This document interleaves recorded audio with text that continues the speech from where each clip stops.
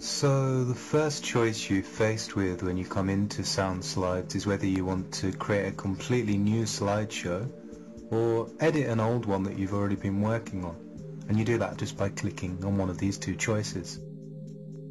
That done, you decide a little bit about the output, if you want to have it as two sizes for high and low bandwidth people, or if you want to customize the exact size and the quality of the sound. That's all doable here. You can come back to this later, so there's no real rush for this one. Now, the next thing you need is a folder with your JPEGs in, which will make up your slides, and you simply click on the JPEG button and it will load those in for you. Basically, the slides are ready to go in sequential order, and you can make your presentation from them. You've got your little green progress bar which tells you when they've all been loaded in, and once that's the case, a little green tick appears on the JPEG. It's just a simple matter next of clicking on the next box, the SND for sound, and loading in the sound files. So when you load in your sound file, you're taken here to the main interface, where you can basically tweak the size of the slides, how long they're going to play for, to match up with your audio. So it's a very simple and easy to use interface for doing that. In the slides view, it's very simple to add new slides, which is the add image button down here, and you can drag the thumbnails around and reorganize them just like that. So it's a nice drag and drop, very clean, simple interface. Again, using a very nice and simple drag and drop kind of timeline, you can just drag out each slide to decide exactly how long it's going to last. And this is a great way of just syncing it up to the individual sound files that you've loaded up.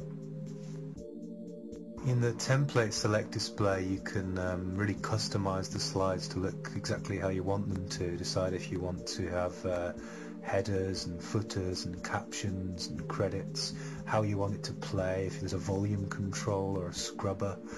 So all of these features are there, which you can either include or decide to leave out depending on how much control you want to give the person checking out your presentation.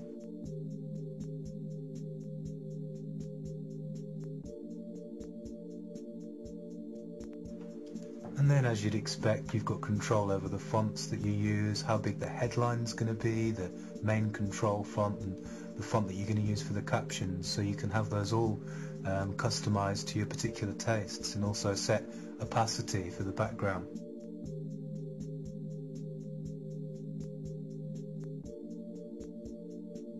You can also choose between 3 different types of transition that will take place throughout your slideshow, between the slides.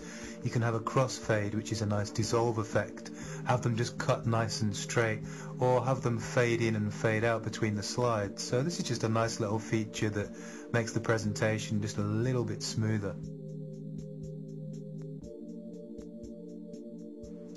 In the Enter Project Info tab, you can give yourself a headline and any credits that you want to include for the particular presentation that you're working on.